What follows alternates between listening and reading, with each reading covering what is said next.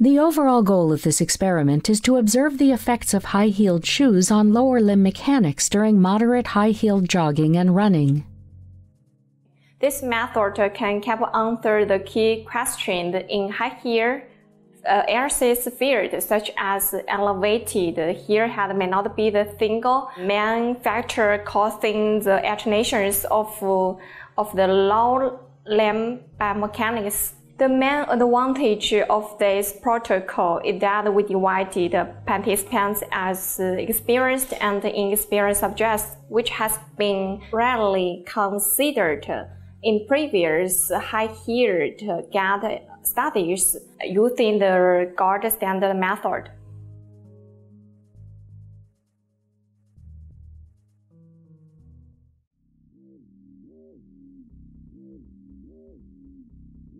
Begin by measuring the subject's standing height and body mass.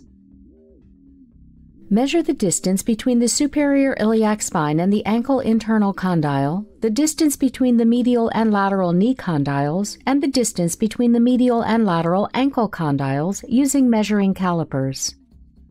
Next, palpate to identify anatomical landmarks. Label each landmark on the skin using a marking pen, and then attach the 16 passive retroreflective markers on the landmarks of both sides of the lower limbs with double-sided adhesive tape. Ask the subject to change into the experimental shoe.